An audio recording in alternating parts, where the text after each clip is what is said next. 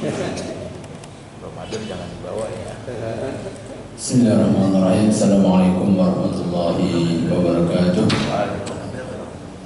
Bismillahirrahmanirrahim. Wassalatu wassalamu ala rasulillah wa ala alihi wa ashabihi wa mawala. La hawla wa la quwata illa billah, amma ba'du.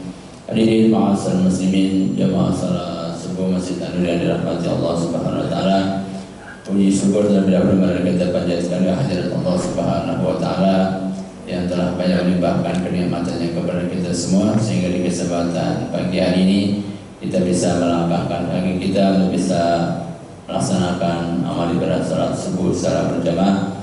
Semoga seluruh rangkaian amal ibadah kita dapat diterima oleh Allah Subhanahu wa taala. Amin ya rabbal alamin. Salawat dan salam semoga tetap tercurahkan kepada baginda Nabi kita Muhammad sallallahu alaihi wasallam serta para keluarganya, para sahabatnya, dan mudah-mudahan kita semuanya menjadi orang yang senantiasa bisa terus konsisten dan konsekuen dalam menjalankan syariat ajarannya, dan semoga kelak kita akan mendapatkan syafaatnya fi yaumil qiyamah. Amin ya rabbal alamin. Hadirin ma'asyiral muslimin rahimakumullah, seperti yang sudah saya informasikan tadi di sebelum salat subuh, bahwasanya di kesempatan pagi hari ini seperti biasa di kesempatan Ahad pagi setelah salat subuh kita akan mendengarkan kajian. Insyaallah pada kesempatan hari ini akan disampaikan oleh guru kita Bapak Ustaz Dr. Zakaria Syahrudin MA. Alhamdulillah dia sudah hadir di tengah-tengah kita. Oleh karena itu, untuk memaksimalkan waktu, marilah kita sama-sama mendengarkan, kita sama-sama menyimak. Semoga apa yang beliau sampaikan bisa bermanfaat untuk kita semua, bisa menambah wawasan Islam kita, serta bisa meningkatkan keimanan dan ketakwaan kita. Kepada beliau kami persilakan.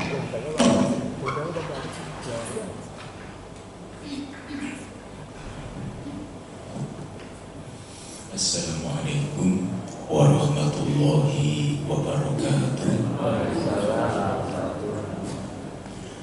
Raditu billahi rabba wa bil islami dina wa bi muhammadin nabiyya wa rasulah. Asbahna ala fitratil islam wa kalimatil ikhlas wa ala dini nabiyyina Muhammadin sallallahu alaihi wasallam wa ala millati abina Ibrahim hanifa wa ma kana minal musyrikin. Amma ba'du, faqad qala Allah ta'ala fi kitabihil karim, a'udzu billahi minasy syaithanir rajim, bismillahirrahmanirrahim. Fa'aqim wajhaka lid-dini hanifa fitratallahi allati fatara an-nasa 'alaiha. Wa qala Rasulullah sallallahu alaihi wasallam, man harrama khairaha faqad harrama. Sadaqallah wa sadaqa Rasulullah sallallahu alaihi wasallam.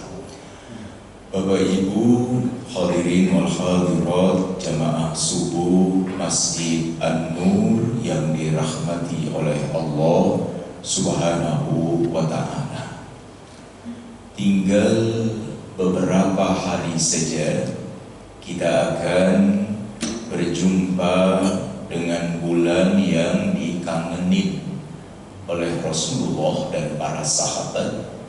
Kita akan masuk kepada bulan yang dirindukan oleh orang-orang yang ahli, oleh orang-orang yang ahli ibadah. Oleh karena itulah Nabi kita Muhammad sallallahu alaihi wasallam kalau sudah dan akan segera masuk ke bulan suci Ramadan, Nabi itu girang banget, Nabi itu bahagia banget, Nabi itu ceria banget. Kegembiraan, kegirangan, keceriaan Nabi itu beliau kumpulkan para sahabatnya. Dan kemudian Nabi yang mulia mengatakan, qad ja'akum syahru Ramadan syahrun mubarak. Kata Nabi, segera datang kepada kalian semua bulan Ramadan, bulan yang penuh dengan keberkahan. Apa keberkahannya? Nabi mengatakan, kataballahu alaikum siyama tuftahu fihi abwabul jinan wa tughlaqu fihi abwabul jahim wa tughaddu fihi syayatin fihi lailatun khairun min alfi syahrin. Dan ujungnya kata Nabi, man harrama khairaha faqad harrama. Bulan yang penuh dengan kebarokahan ini, kata Nabi, pertama, Allah mewajibkan kepada kalian puasa 1 bulan penuh di bulan Ramadan. Yang kedua kebarokahannya adalah pintu-pintu surga yang 8 itu dibuka seluas-luasnya, selebar-lebarnya, makanya Nabi girang, makanya Nabi bahagia. Yang ketiga, ditutup serapat-rapatnya pintu-pintu neraka sehingga Nabi girang. Yang keempat, dibelenggu, diikat, dicangcang syaitan itu sehingga tidak leluasa di dalam menjerumuskan umatnya. Yang kelima, dan ini rahasianya, tidak diberikan kepada umat sebelumnya, ada 1 malam yang kualitasnya jauh lebih baik daripada 1000 bulan. 1000 dibagi 12 bulan, maka dia bertambah umur kita sekitar 83 tahun. Itu makanya kata Dr. Aid Al-Qarni, biar umur Nabi Muhammad 63, umur Nabi Nuh 900 tahun, yang 63 dibandingin dengan yang 900 tahun itu, maka yang 900 tahun itu tidak ada apa-apanya bila dibandingkan dengan kualitas umur Nabi Muhammad yang cuma 63 tahun. Dan umur kita, a'maru ummati ma baina 60 ila 70. Rata-rata umur kita ini kata Nabi 60 sampai 70. Nah, agar kualitasnya bisa menyamai yang 900 tahun itu, kalau kita 70 tahun, maka kalau setiap tahun kita dapat Lailatul Qadar 70 kali 83 tahun, maka kualitas umur kita bisa mengalahi umat-umat sebelum Nabi Muhammad. Itu makanya umur kita itu enggak panjang, paling panjang juga 70, 80. Coba ingat-ingat dah, dulu menjelang Ramadan tahun lalu, menjelang Ramadan, coba ingat-ingat di antara kita dari ujung sono, coba ingat-ingat dah, sampai ujung sono, sampai ujung sini, yang tahun kemarin masih ada. Iya, coba ingat-ingat. Jangan-jangan sekarang udah nggak ada. Padahal tahun kemarin masih mau menyambut Ramadan. Tahun ini udah nggak ada. Dan nanti tahun 2027 kan kita akan begini lagi nih, mau menyambut Ramadan. Coba lihat yang di ujung sana nih. Di 2027 ini udah nggak ada. Ini udah nggak ada nih. Apalagi yang duduknya nyender. Ini aja. Itu kita itu maksudnya, makanya Bapak dan Ibu, ada 1 malam yang harusnya kita itu gembira tuh, karena ada kualitasnya 1000 bulan.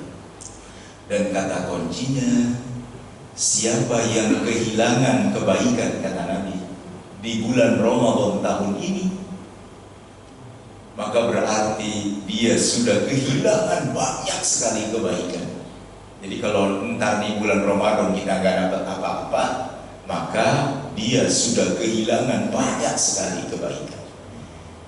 Nabi Muhammad gembira, para sahabat gembira, tabi'in gembira kalau Ramadan, tabi'ut tabi'in gembira banget, para ulama-ulama juga gembira banget dengan bulan Ramadan.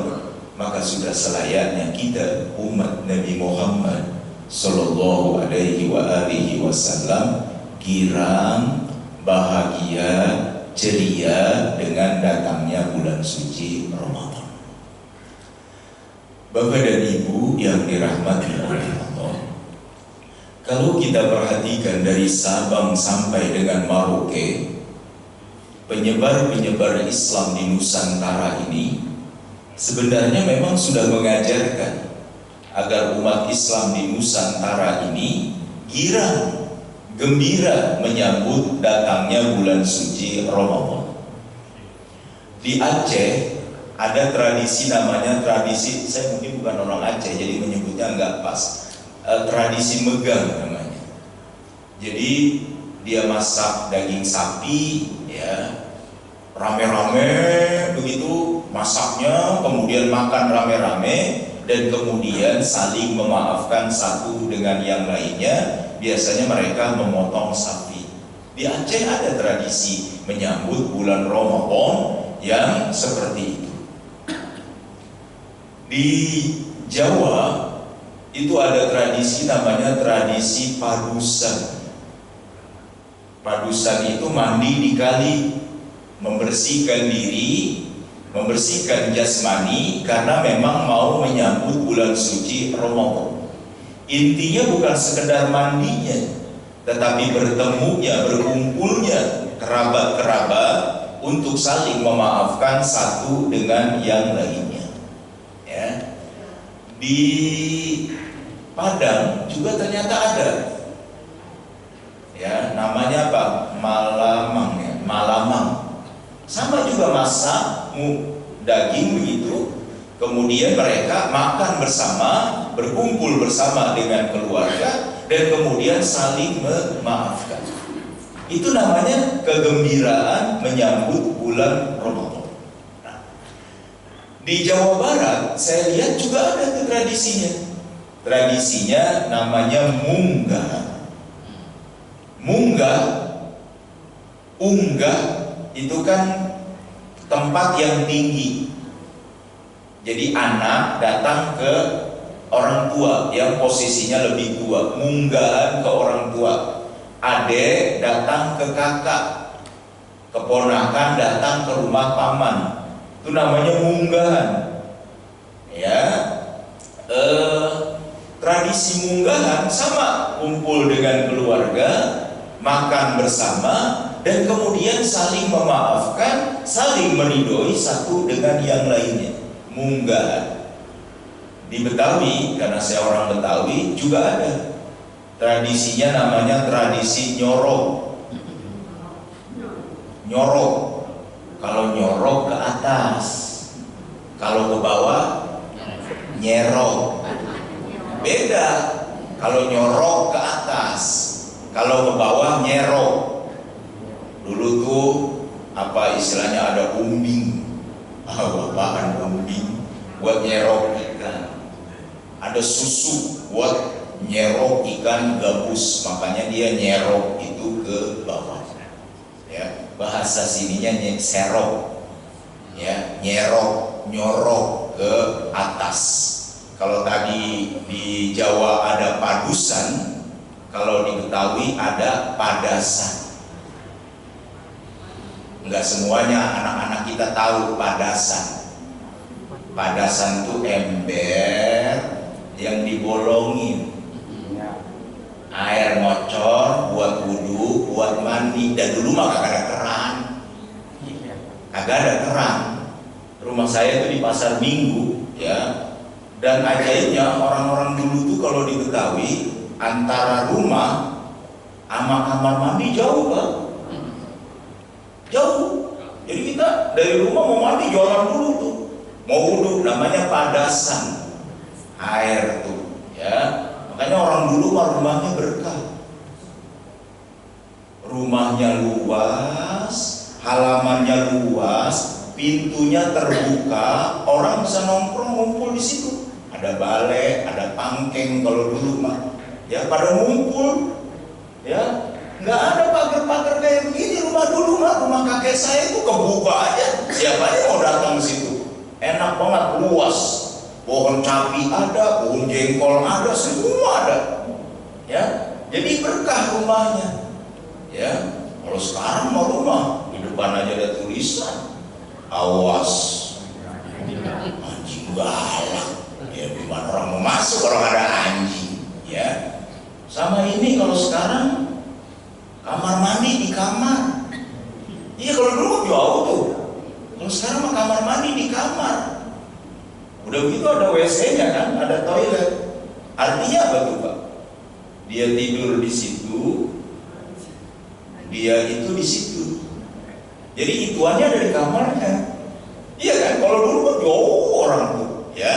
Nah, itu tradisi mandi itu sebenarnya adalah membersihkan badan, kemudian saling mengikhlaskan, saling memaafkan. Nah, karena saya orang Betawi, saya masih ingat tradisi nyorok itu. Anak datang ke orang tua, bawanya sirup yang warnanya merah. Kalau sekarang mah marjan, ABC. Lah dulu mah nggak ada, paling gambar pisang. Zaman dulu, Bapak Ibu mungkin bilang, ini Ustaz umur berapa sih ya? Kayaknya tua amat, ya emang saya udah tua, saya lebih dari 50 ya. Jadi itu dulu tuh bawa sirup tuh, sama bawa roti tawar, roti buaya diantaranya. Kenapa orang Betawi bawa roti buaya?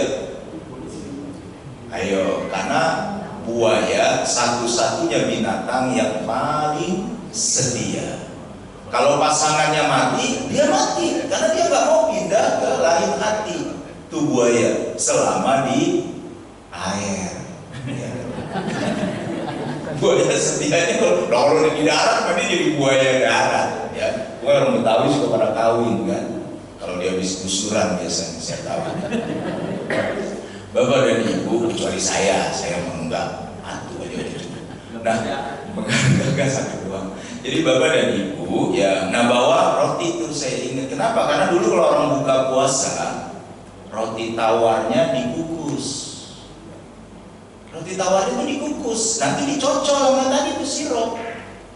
Lah dulu mah tape aja tuh, tape yang suka dipikul itu dikukus juga, ya. Itu makanya kalau dulu bayi-bayi badannya pada sekol karena tapenya itu dikukus buat bayi-bayi juga, ya. Nah, bahkan saya masih ingat tuh mereknya, merek roti tawarnya, ya, mereknya begini, Tan Action. Tuh merek lama tuh, dari zaman Belanda udah ada itu. Di sini masih ada saya lihat tuh, Tan Action itu. Di Kampung Utan saya lihat, lah ini dia nih yang bawa gua beli, kata saya. Tahu rasanya masih sama atau enggak, tapi tetap masih ada. Nah, Bapak dan Ibu tolong diperhatikan. Jadi di Betawi itu sebenarnya bukan sekedar roti buaya, diminta bawa roti kepiting seharusnya. Kenapa? Karena kepiting jalannya miring. Coba dah lihat kepiting. Itu tradisi, maksudnya orang Betawi kalau datang ke orang tua miring sambil bawa teng-tengan. Harusnya anak kalau ke orang tua itu bawaannya banyak, sehingga orang tua itu senang. Nah, anak sekarang saya lihat kalau datang ke rumah orang tua lenggang, giliran pulang nenteng. Terbalik, kalau ke orang tua mah nenteng, pulangnya lenggang. Ini anak kalau datang ke rumah orang tua, saya perhatiin makannya dilek. Kalau kata orang, makan lahap banget. Kan emaknya ngeliat, ya Allah Tong, lu kagak dikasih makan sama bini lu. Tuh kata emak tuh. Udah begitu pulang, ngeliat bawang dibungkus, cabai dibungkus, enak aja ngomong lagi sama emaknya. Mak, ini bawang matanya jeli-jeli amat. Sama orang tua mak bawa. Ini cabai kelihatannya tua mak bawa. Sampai beras dibuntel juga. Ya, itu tradisi dulu padahal udah mengajarkan sangat baik. Bapak dan Ibu yang dirahmati oleh Allah, kenapa Nabi kita Muhammad Sallallahu Alaihi Wasallam mengajarkan kepada kita agar girang, agar bahagia menyambut datangnya bulan suci Ramadan. Di dalam surah Al-Fatihah, Allah membagi kualitas manusia itu menjadi 3. Yang pertama, an'amta alaihim. Yang kedua, al-maghdubu alaihim. Dan yang ketiga adalah ad-dallun. Itu manusia. Manusia di dunia ini hidup dibagi menjadi 3 kelas. An'amta alaihim, al-maghdubu alaihim, ad-dallun. Yang pertama adalah kualitas manusia yang mendapatkan nikmat dari Allah, an'amta alaihim. Yang kedua, al-maghdubu alaihim, ya, kelompok manusia yang dimurkai oleh Allah.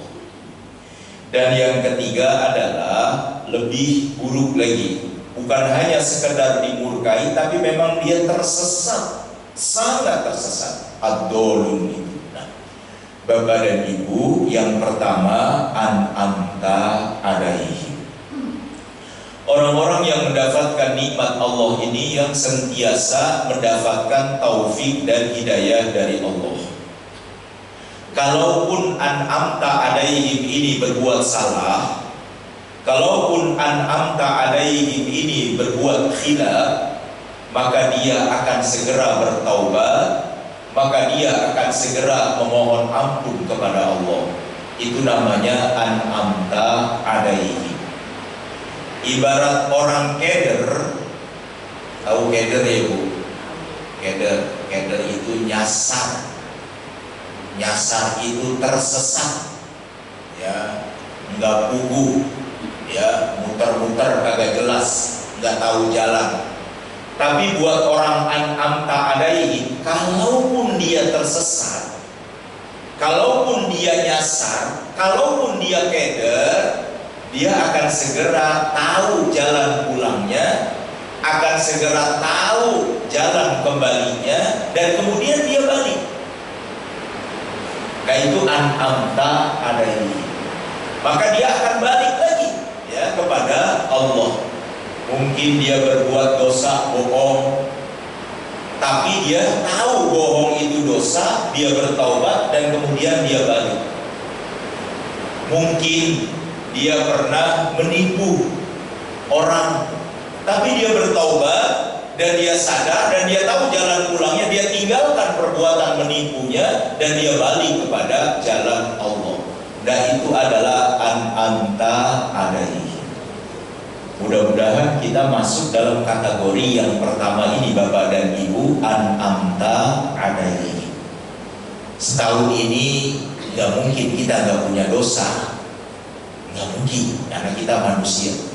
Setahun ini gak mungkin kita gak punya salah sama orang, gak mungkin, pasti ada. Tapi kan kita an'amta alaihim, diberi hidayah oleh Allah sehingga kita bertaubat, kita memohon ampun dan kita balik lagi. Nah, Ramadan ini adalah jalannya agar yang an'amta alaihim ngelihat tuh jalan pulangnya. Oh, ini tuh jalan pulangnya tuh Ramadan menuju Allah. Mungkin pernah bohong, pernah salah, pernah lalai, ya, pernah meninggalkan perintah Allah. Ada jalannya tuh Ramadan, maka sekarang kita mau masuk ke jalannya. Nah, itu adalah an'amta alaihim. Kalau al-maghdubu alaihim, orang yang berbuat salah dan dia tuh tahu dia salah, dan dia juga tahu itu tuh dosa, tapi dia gak mau meninggalkannya. Dia tidak mampu meninggalkannya. Ya, itu adalah orang-orang yang dimurkai oleh Allah.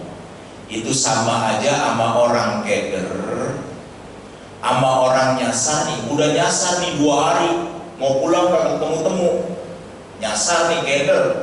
Ngeliat jalan pulang ke rumahnya, cuman dia gak mau jalan situ, masih muter aja kemana-mana. Nyampe gak ke rumah? Lah kagak, orang di jalan udah dikasih tahu tuh jalannya, tuh jalan pulang tuh, dia malah sono terus. Lah kagak nyampe-nyampe. Sama ada orang yang setahun kemarin ini tahu itu dosa, tahu itu zolim, tahu itu tersesat, dan udah dikasih jalan nih, jalannya tuh Ramadan agar beribadah di sana ya. Cuman dia nggak mau jalan ke situ, cuman dia nggak mau ibadah di bulan Ramadan, maka mereka adalah al-maghdubu alaihim, dimurkai oleh Allah. Nah, yang ad-dhalun itu lebih parah lagi. Ibarat orang keder, ya, udah 2 hari, udah 3 hari, udah seminggu muter aja di kotak-kotak situ, kagak melihat jalannya. Yang tadi aja tuh Pak, yang udah lihat jalan, nggak mau lewat situ, kagak balik. Ini mah jalannya kagak kelihatan, ya, karena jalannya nggak kelihatan, nggak bakalan nyampe. Dan itu adalah ad-dhalun, orang-orang yang berbuat dosa, dosanya kebangetan, zolimnya kebangetan, sampai setan aja angkat tangan. Ada manusia tuh sampai setan aja ngikutin. Jadi kalau di dalam bahasa Al-Quran itu ba'ahumus syaiton, bukannya dia ngikutin setan, setan ngikutin dia. Saking zolimnya, saking tersesat. Dan itu adalah orang-orang yang tersesat, sangat tersesat, dan jauh sekali perjalanan tersesatnya, sehingga tidak punya jalan untuk kembali kepada Allah Subhanahu wa ta'ala. Tapi masih ditunggu. Innallaha yaqbalu taubatal abdi ma lam yughargir.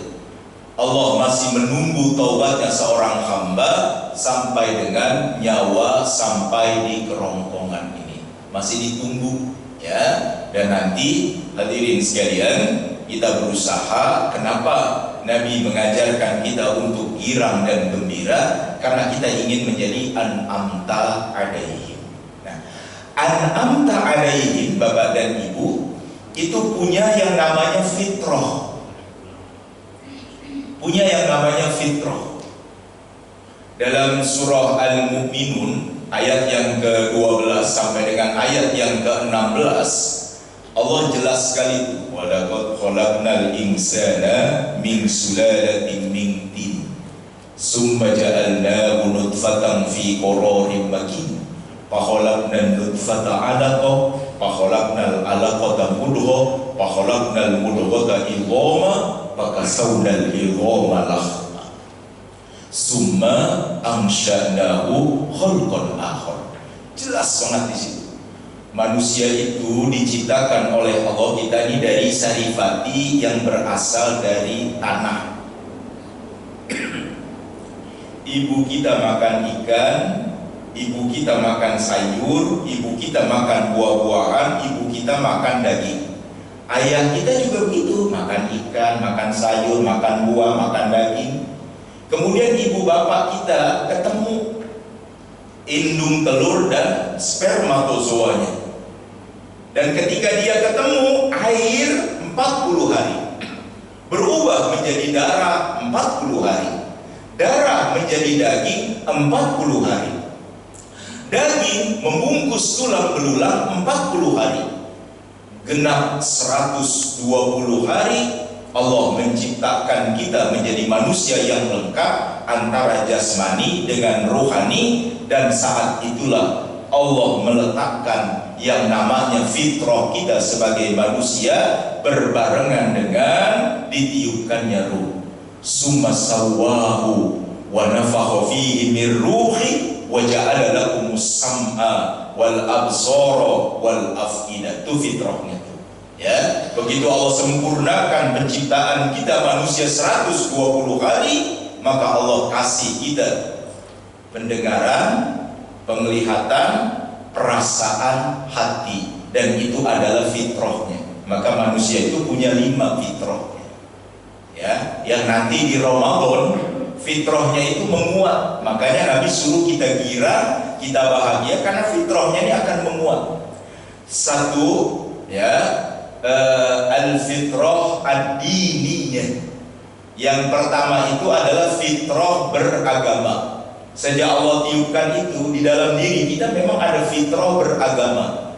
Makanya mohon maaf nih, orang-orang yang fitrah agamanya menguat itu kalau baca Quran anteng banget. Itu karena memang ada fitrah beragamanya. Makanya kita baca Quran asik aja dia. Itu ada fitrah beragamanya. Atau ketika kita qiyamul lail, kita tuh nikmat banget tuh di qiyam karena ada fitrah beragamanya tuh. Makanya kita qiyamul lail enak aja. Itu fitrah beragamanya. Termasuk nanti puasa di bulan Ramadan. Kenapa kita nyaman dari subuh sampai dengan maghrib itu? Karena di dalam diri kita ada fitrah beragama. Kalau fitrah beragamanya kagak dikasih, dia akan kehausan, dia akan memberontak. Nah itu makanya kita nyaman banget, ya. Termasuk di sini nih, subuh nih. Ini karena kita ada fitrah, makanya nyaman banget, ya. Sampai ngelentak. Tahu kan ngelentak itu dikit pak. Nah itu ngelentak. Kalau begini nih, nah itu ngelentuk. Makanya saya bilang sampai ngelentak tuh dikit. Kalau sampai begitu, nah itu ngelentuk. Ya, kalau sampai jidatnya kena ke ubin, ke beleduk. Ya, makanya itu ngelentak tuh itu pak. Nah itu nggak apa-apa. Nah itu nggak apa-apa. Ya kalau ngelentuk gitu. Sampai begitu tuh. Ah itu ngelentuk. Tapi kalau sampai jatuh, nah itu namanya berbeleduk ya. Saking kita nyaman ya, karena memang ada fitrah beragama. Ya, itu fitrah kita tuh. Makanya orang-orang tuh pada kangen sama Ramadan, rindu sama Ramadan. Bapak nggak percaya? Entar ada malam pertama penuh, malam pertama, malam kedua penuh, malam ketiga setengah, terus saja. Itu seleksi alamiah, karena memang Allah nanti akan menseleksi siapa yang benar-benar kangen sama dirinya. Ya, masa kangen setengah-setengah, kelihatan nanti. Ya, ada yang kangennya full dari awal sampai dengan akhir. Itu sama aja cinta suami sama istri full. Itu makanya yang paling tidak disukai oleh istri itu kalau dia diduain. Sama Allah juga yang paling tidak Allah sukai dari hamba-hambanya kalau Allah diduain, namanya musyrik. Ya, kalau suami istri diduain namanya, kalau diduain namanya apa ya? Bukan selingkuh, selingkuh mah buruk. Ya, diduain maksudnya nikah resmi. Ya, jadi nikah resmi. Kalau disetengahin kan ibu nggak enak. Ya, makanya kelihatan akan full. Ya, kata Ustazah Oki Setiana Dewi, ya, lambang kecintaan suami full atau tidak full, lihat cara dia ngasih uang belanja. Kalau semuanya dikasih istri, itu katanya cintanya full. Tapi kalau ngasihnya dicicil, buat beli gas dikasih, buat bayar ini, itu juga namanya katanya cintanya dicicil. Nah, maka ibu beruntung tuh yang semuanya dikasih. Kalau saya, ibu, kebetulan istri saya nggak ngikut, biasanya ngikut, dia tuh senyum-senyum aja. Kenapa? Karena kalau saya kasih dia semua. Saya mah terima beres aja. Pusing ngurusin beli ini, beli itu, sama dia mah beres semua. Tuh, ya, betulan boleh tanya, ya. Bahkan saya beli rumah nih di Pamulang. Saya beli rumah, Bu. Saya suruh tuh, ya, catat buat bini saya. Bahkan mobil nih bukan nama saya, buat istri saya. Kenapa? Karena seringkali yang mati duluan laki apa bini? Laki. Coba udah pikirin. Yang mati duluan tuh rata-rata laki. Karena kalau saya mati itu atas nama saya, dia bisa digugat oleh keluarga saya. Tapi kalau atas nama dia, dia jonjon. Tuh, makanya dia jonjon, dia semua atas nama istri saya. Biarin, kata saya, ya. Kenapa? Karena nanti ibu, kalau saya ditanya di akhirat, dari mana Zakaria harta engkau dapatkan, kemana harta engkau gunakan? Saya langsung jawab aja, tanya aja sama bini saya. Orang atas atas nama dia, ya saya mah aman-aman aja, ya. Jadi ibu yang dirahmati oleh Allah Subhanahu wa ta'ala, fitrah kita memang enak ibadah karena kita punya al-fitrah ad-diniyah, rindu kangen dengan beribadah. Yang kedua namanya al-fitrah al-jamaliyah. Manusia itu, bapak dan ibu, punya fitrah, naluri alamiah, senang sama yang indah-indah, senang sama yang cakep-cakep, itu nggak bisa dibohongin. Kenapa? Karena kita diciptakan oleh Allah itu innallaha jamil yuhibbul jamal.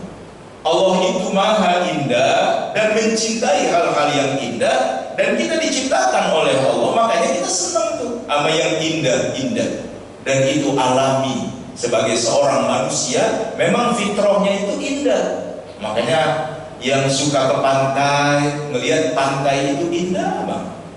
Yang suka ke sawah, melihat sawah indah bang. Emang naluri kita. Yang lihat sungai indah banget, yang lihat kolam ikan indah banget. Itu makanya yang pada punya duit, di rumah, di belakang dia bikin taman kan. Di belakang rumahnya ada taman, ya. Bukan hanya taman, ada kolam ikannya. Bukan hanya kolam ikannya dibuat dari kaca, sehingga sambil ngeteh, sambil ngopi dia lihat ikan koi berenang, enak banget ya. Anak udah pada gede, yang ada cucu, aduh bahagia banget. Itu kenapa? Karena memang manusia secara fitrah punya yang namanya fitrah keindahan. Nah, melalui Ramadan ini Bapak dan Ibu akan melihat keindahan gelombang rohani, gelombang spiritual di masjid itu luar biasa. Udah ada penelitiannya di Turki, Bapak dan Ibu, itu kan negara sering gempa. Kenapa kalau gempa besar itu masjid-masjidnya masih utuh, banjir juga kan begitu? Kenapa masjidnya masih tetap kokoh? Ternyata Bapak dan Ibu, kalau kita duduk di masjid begini nih, bokong kita duduk, kan ada yang baca Quran, ada yang baca tasbih, ada yang istighfar. Ternyata dia membuat padat, ya, struktur dan kontur tanah di bawah ini nih, semakin padat dia, ya. Secara rohani dia akan berbeda dengan tanah yang ada di sana tuh. Sehingga bayangin, ini kan udah ada mungkin 10 tahun, udah 20 tahun, di bawah ini kan nggak kena hujan dia tuh, maka dia kontur tanahnya akan semakin menguat. Ditambah dengan azan, ditambah dengan imam, ditambah dengan baca Quran, ditambah dengan kajian, maka ke bawah ini akan semakin kuat. Ini harmoni keindahan yang luar biasa yang kita akan melihat di bulan suci Ramadan. Ya, nanti bisa dilihat, buka puasanya indah, ya, tarawehnya indah, nanti malamnya juga ada qiyamul lail begitu indahnya, dan kita akan masuk ke harmoni yang seperti ini. Yang ketiga, al-fitrah al-islahiyah. Di dalam diri manusia itu punya fitrah damai. Ya, nggak pengen, manusia itu sebenarnya nggak pengen itu berantem, nggak pengen sebenarnya manusia itu fitrahnya itu berselisih, nggak pengen manusia itu secara fitrahnya itu perang, nggak ada. Manusia itu fitrahnya damai. Itu makanya ngeliat orang akur, ibu ngeliat nih suami istri akur, seneng banget, harmonis banget ya rumah tangga itu. Kenapa? Karena memang di dalam diri kita itu senang kalau ngelihat orang akur, ngelihat orang guyup, ngelihat orang istilahnya saling satu dengan yang lainnya itu damai. Karena kita nggak suka dengan yang namanya perselisihan. Nah, Bapak dan Ibu, dalam rangka Ramadan inilah Nabi kita Muhammad Sallallahu Alaihi Wasallam mengajarkan agar memperkuat nilai-nilai sosial sesama kita di bulan Sya'ban ini. Ya, pertama Nabi mengatakan la yadkhulul jannah qati'ur rahim. Enggak bisa masuk ke dalam surga orang yang memutuskan tali silaturahim.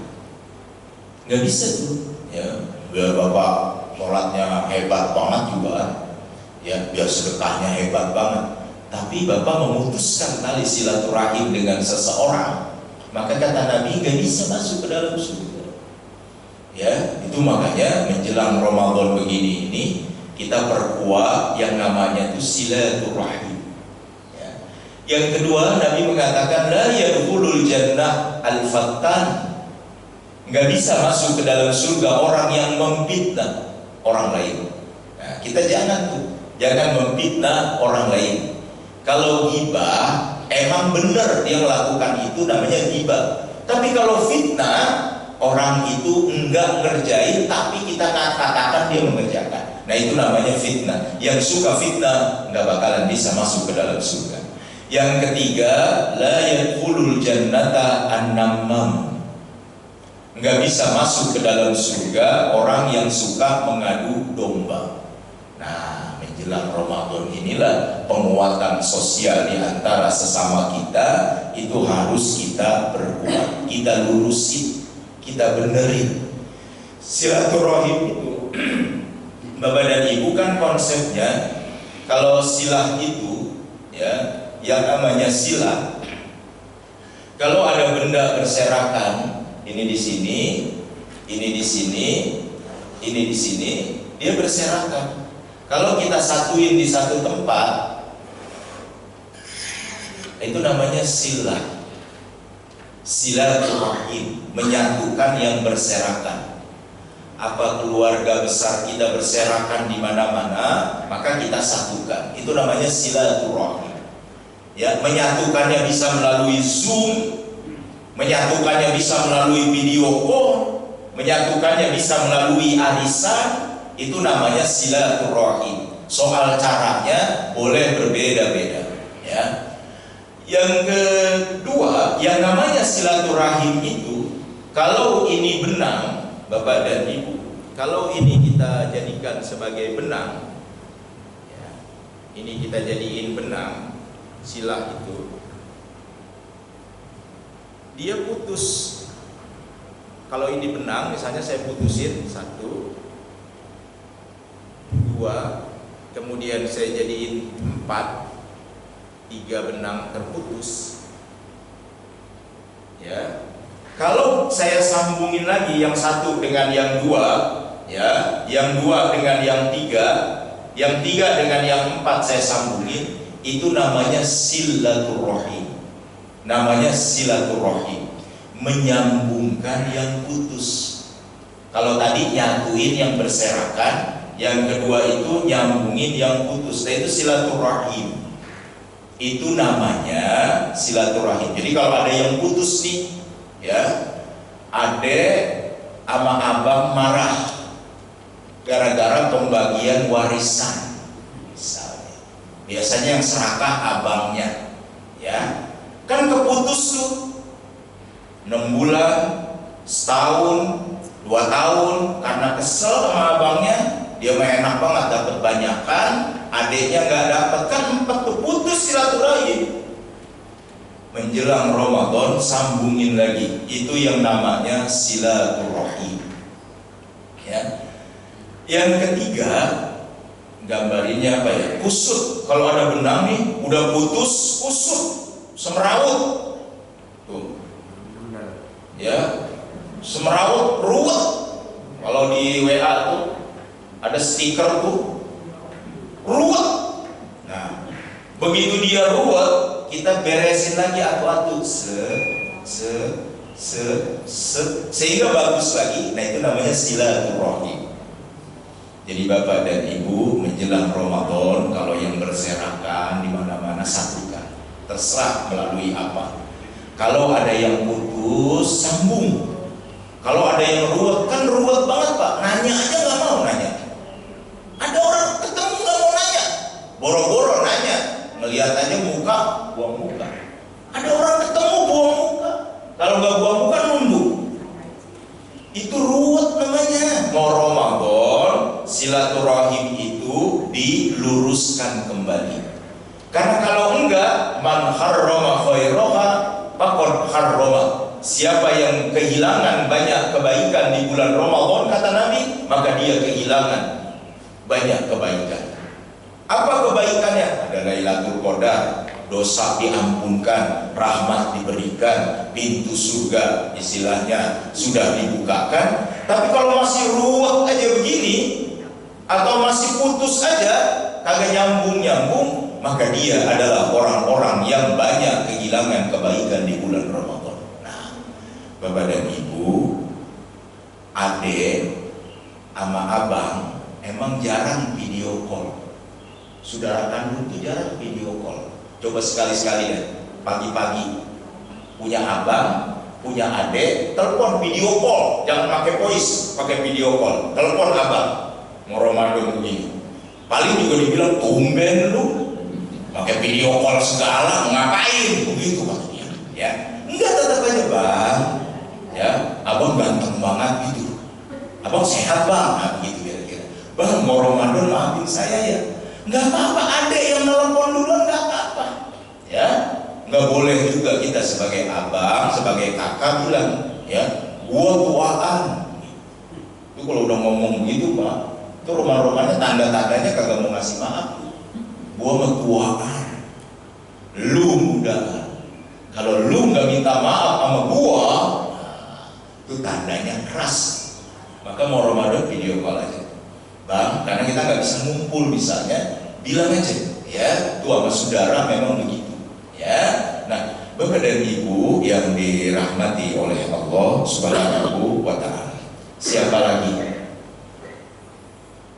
Suami istri, ya, jangan dikira, mohon maaf ya Pak, jangan dikira tuh, ini kita senyum-senyum aja nggak dongkol di hatinya. Ada dongkolnya sama kita, di lopak selama setahun kagak ada dongkolnya, ada.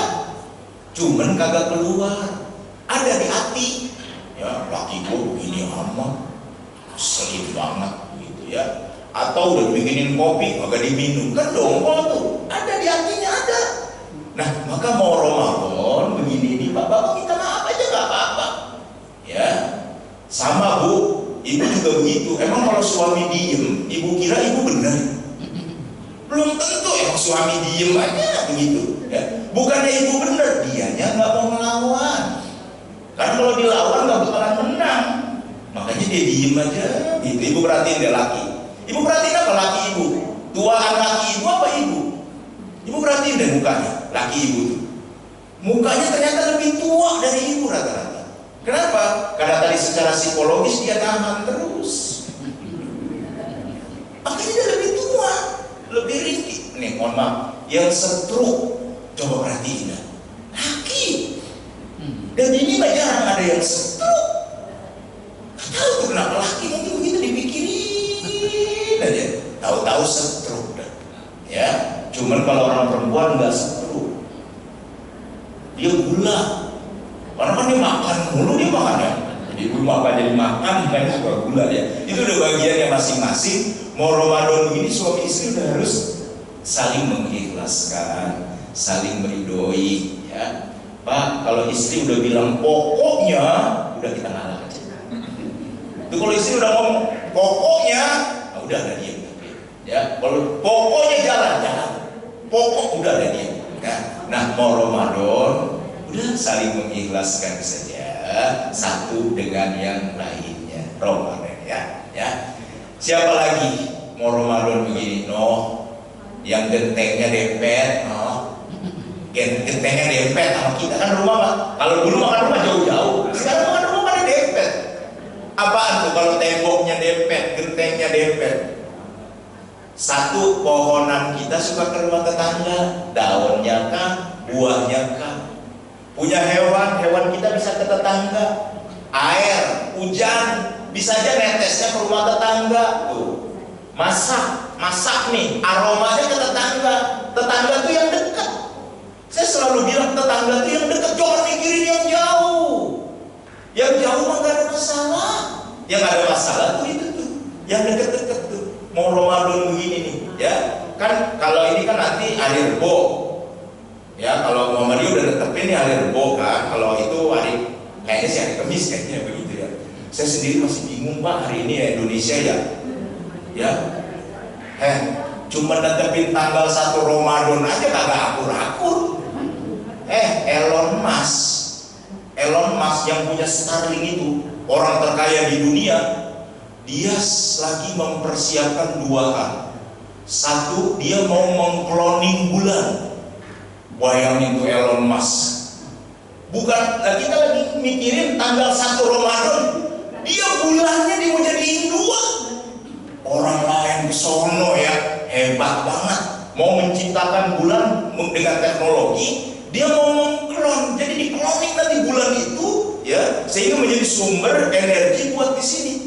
Orang lain mikirin bulan mau dia ciptain jadi 2 buat teknologi. Lah kita netepin tanggal 1 aja kagak akur, kan jauh banget. Dan 2, kemarin saya lihat itu Elon Musk di ruang angkasa sana akan membuat selepetan. Tahu selepetan? Ketapel terbesar di sana untuk menampung data AI. Ini nanti 2030 dunia makin canggih, super canggih. Banyak nanti orang laki kagak pakai nikah sama manusia, nikah pakai AI. Ke depan. Kenapa? Dia lagi buat ketapel raksasa di ruang angkasa. Lah kita ya masih ngurusin tanggal 1 kapan begitu. Orang lain bulannya aja mau di-cloning. Apapun itu kita membutuhkan kelapangan hati ya, tinggal di Indonesia ya. Beda kalau di Saudi. Kalau di Saudi apa kata pemerintahnya, semua itu ya nggak boleh. Kalau kita urusan agama diserahkan ke masyarakat, maka kita pilih ya. Sebelum datangnya nih nanti apa mau Rebo apa mau Kemis nggak ada masalah ya bagi kita. Cuma nih yang ngambil hari Rabu nanti lebarannya bisa duluan. Yang kagak boleh giliran puasa ngambil hari Kemis, giliran lebaran ikut yang Rebo dengan alasan ya, wah saya dosa nih masih puasa, orang lain udah buka, mah kalah-kalah aja. Kan tadi udah milih mau Rebo apa mau Kamis. Nah, datengin tuh tetangga kita nih, ini kan hari Minggu nih, masak banyakan hari ini opor banyakin dikit. Kalau biasanya 1, 2 bikin opor yang kentelan dikit ya. Kalau bisa pakai susu evaporasi ya, jangan pakai santan kelapa, apalagi santan yang kemasan, pakainya susu evaporasi. Enak banget tuh opor. Beliin lontong atau ketupat. Coba pagi-pagi minta jam 10. Assalamualaikum. Waalaikumsalam. Ya Allah tetangga, bawa opor sama lontong. Seneng gak Bu kalau pagi dianterin begitu? Seneng. Kalau kita seneng, orang lain juga seneng. Nah, menjelang Ramadan, suami istri begitu, tetangga jugaan seperti itu. Jadi nanti Ramadannya enak. Kan ada 3 yang Ramadannya sia-sia, kata Nabi di tanggal 1 Syawal, yaitu anak masih durhaka, suami istri masih marah, orang sama orang, teman sama teman, tetangga sama tetangga yang masih bermasalah. Bapak dan Ibu, jadi pertama Rasulullah gembira, sahabat gembira, maka umatnya juga diminta oleh Rasulullah bergembira dengan datangnya bulan suci Ramadan. Berdasarkan hadis tadi, kenapa mesti gembira? Ada puasa di dalamnya, pintu surga dibuka, pintu neraka ditutup, setan terbelenggu, ada malam Lailatul Qadar, dan yang terakhirnya banyak kebaikan. Siapa yang kehilangan kebaikan, maka dia sudah kehilangan banyak kebaikan di bulan suci Ramadan. Mengapa kita girang dengan bulan Ramadan? Karena kita punya sifat fitrah beragama ya, fitrah keindahan, al-fitrah al-islahiyah, fitrah kedamaian. Yang ketiga al-fitrah al-aqliyah, fitrah berpikir. Dan yang kelima adalah al-fitrah al-jamaliyah, kita punya sifat keberanian di dalam membuat sebuah keputusan yang baik. Ini yang bisa saya sampaikan, lebih dan kurang saya mohon maaf yang sebesar-besarnya. Barangkali ada tutur kata yang kurang pas, itu juga saya mohon dibukakan pintu maaf yang sedalam-dalamnya. Baik, hadirin rahmat Allah Subhanahu wa taala. Demikianlah kita sedang mendengarkan kajian pada kesempatan hari ini yang mengangkat tema persiapan untuk menghadapi bulan yang penuh dengan keberkahan, Ramadan. Baik, dari pemaparan yang saya sampaikan, barangkali ada yang perlu ditanyakan ataupun masih menanyakan hal yang lain, mumpung masih ada waktu, dipersilakan kepada jemaah. Silakan ya.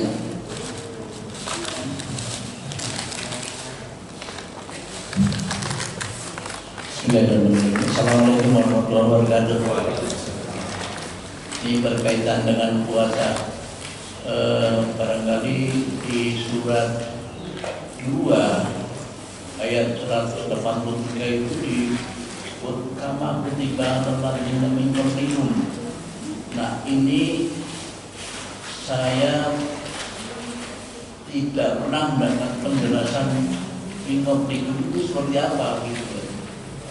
Mungkin di dapur Taurat dan sebagainya itu Injil mungkin ada, mungkin itu seperti apa. Yang kita tahu selama ini paling puasa Daud gitu.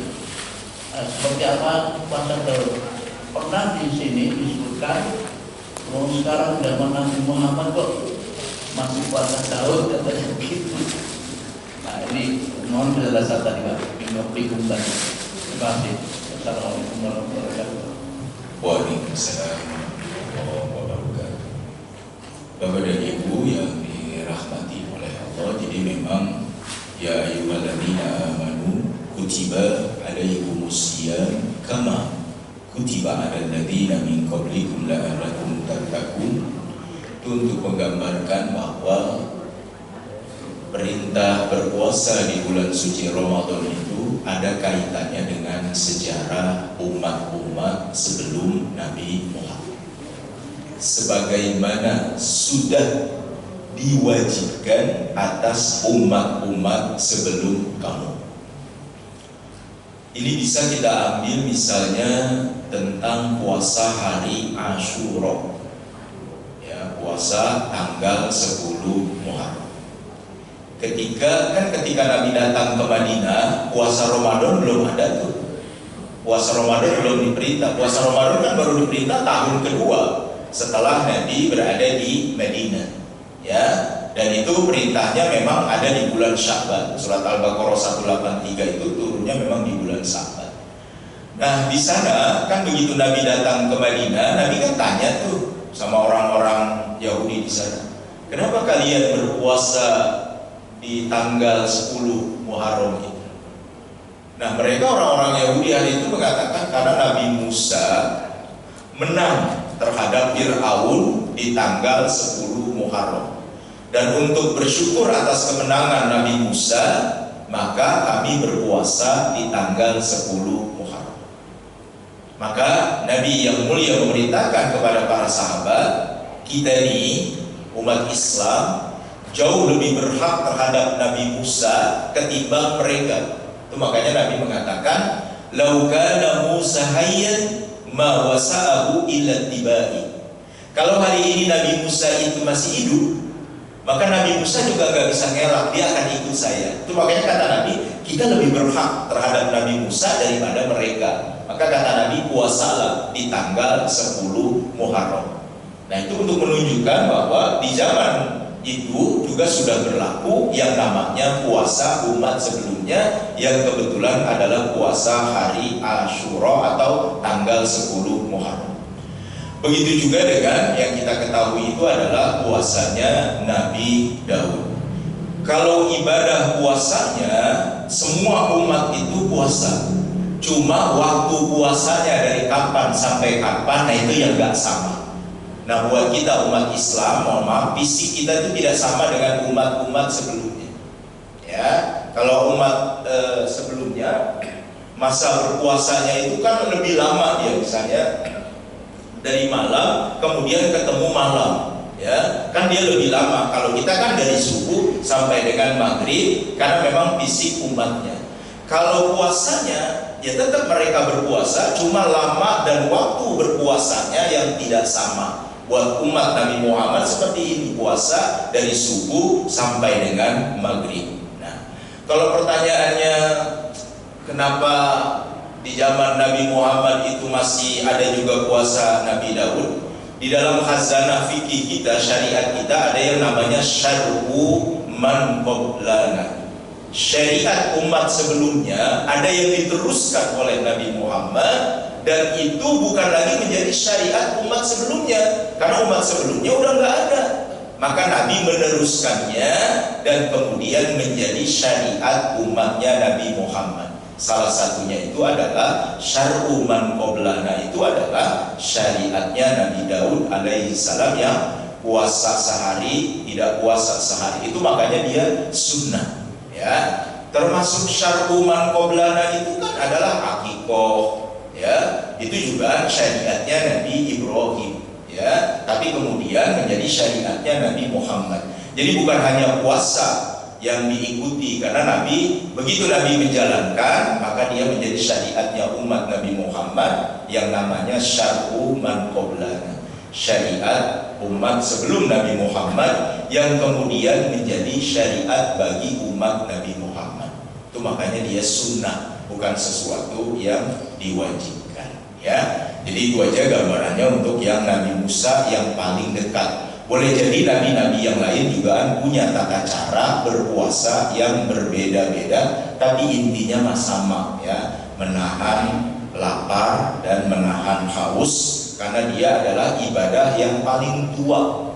Karena manusia nggak disuruh puasa juga akan puasa sendiri. Manusia nih nggak diwajibin dan puasa, pasti akan puasa sendiri. Contohnya tuh ibu-ibu tuh, atau kita nih, kalau mau operasi suruh puasa. Kalaupun agama tidak nyuruh, orang pasti akan tetap berpuasa. Mau tes gula darah, kan nggak boleh makan dari malam karena besok mau tes, dan lain sebagainya. Karena memang puasa itu adalah makanya kutiba, ya, jadi tidak disebutkan langsung Allah mewajibkan, karena manusianya sendiri memang membutuhkan dengan ibadah yang namanya ibadah berpuasa. Ya, jadi itu yang bisa saya sampaikan. Ada lagi yang lain? Baik, untuk mewakili dari Ibu, kalau ada Ibu, ada Bu. Kalau nggak ada, saya wakilinya. Ada? Ibu-ibu udah cocok semua sama saya, bisa cocok ya. Oke. Saya mewakili dari Ibu. Gimana pertanyaan tentang bagaimana dengan tradisi yang seakan menjadi kewajiban itu menyikapinya bagaimana? Bagi mereka tradisi tadi padusan dan sebagainya. Itu kan tradisi. Tapi seakan menjadi kewajiban, itu menyikapinya bagaimana? Baik, kita tuh punya konsep namanya kearifan lokal. Dan di dalam syariat Islam juga ada yang namanya al-adah, al-mur, ya, al-muhakkamah. Ada itu bisa menjadi yang namanya hukum. Karena di dalam hadis Nabi mengatakan ma ra'al muslimuna khairan wa huwa indallahi khair. Hebat sekali itu Nabi bahasanya. Hal-hal yang dilihat oleh kaum muslimin baik, maka di sisi Allah akan menjadi baik. Sebaliknya, sesuatu yang dilihat oleh kaum muslimin itu buruk, maka di sisi Allah kemudian menjadi buruk. Itu artinya apa? Adat itu bukan perkara yang harus. Adat bukan perkara yang wajib. Dia hanya tradisi, dia hanya kearifan lokal. Adat bisa menjadi hukum kalau tidak bertentangan dengan Al-Quran dan Sunnah. Kayak tadi padusan, mandi di kali, bertentangan enggak? Ya, bertentangannya kalau laki sama perempuan mandi bareng. Mandi bareng juga masih boleh kalau laki bini. Ya, itu masalahnya. Jadi kalau mandinya nggak ada masalah karena dia tidak bertentangan. Atau tadi misalnya munggahan, nggak bertentangan, dia orang ngumpul makan karedok, ikan asin, ikan gabus, mana bertentangannya? Nggak ada. Cuma dia nggak wajib, dia hanya tradisi saja. Dia menjadi baik ketika dia tidak bertentangan dengan yang namanya syariat. Ya, jadi kalau yang bertentangan juga nggak boleh tradisi. Maka ada istilah di mana bumi dipijak, di situ langit kita junjung. Itu penting sekali. Dan ada istilah tuh ada kalau nggak dijalanin, emang orangnya suka ngada. Emang ada tuh kalau nggak dijalanin orang jadi ngadat. Makanya kalau dia nggak bertentangan, jalanin. Kalau dia nggak nyulitin, nyusahin, jalanin. Tapi kalau nyusahin, jangan, karena agama tidak membenarkan sesuatu yang memberatkan dan menyusahkan seseorang. Ya, itu. Itu kayaknya bukan pertanyaan dari ibu-ibu. Bukan nanya begitu, ibu mah orangnya bukan begitu. Baik ya, cukup saja. Oke, baik. Hadirin yang dirahmati Allah Subhanahu wa taala, karena waktu sudah menjelang siang, kiranya Ustaz sudah menutup dengan doa. Bapak dan Ibu, sekali lagi saya mohon dibukakan pintu maaf yang seluas-luasnya. Nastaghfirullahalazim, barakallahu ya Allah ya Maulana ya Ma'bud. Allahumma shalli wa sallim ala sayyidina Muhammadin fil awwalin wal akhirin. Sallallahu tabaraka wa ta'ala li sahabati Rasulillah ajma'in. Bismillahi ma sya Allah la yasuqul khaira illa Allah. Bismillahi ma sya Allah la yasrifu su'a illa Allah. Bismillahi ma sya Allah ma kana min ni'matin fa min Allah. Bismillahi ma sya Allah la haula wa la quwwata illa billahil aliyyil azim. Allahumma ighfir lana wa liwalidina warhamhuma kama rabbawna shighara. Rabbana atina fid dunya hasanah wa fil akhirati hasanah wa qina adzabannar. Da'awahum biha subhanaka Allahumma wa tahiyyatuhum biha salam wa akhiru da'wana alhamdulillahi rabbil alamin. Assalamualaikum warahmatullahi wabarakatuh. Waalaikumsalam warahmatullahi wabarakatuh. Terima kasih kepada para ustaz, terima kasih kepada jamaah sekalian yang sudah mengikuti kajian pada kesempatan hari ini. Saya sebagai pembaca barangkali ada kesalahan dan khilafan, mohon dibukakan pintu maaf yang sebanyak-banyaknya, dan kita tutup kajian ini dengan bacaan subhanallah wa bihamdika asyhadu an la ilaha illa anta astaghfiruka wa atubu ilaik. Assalamualaikum warahmatullahi wabarakatuh.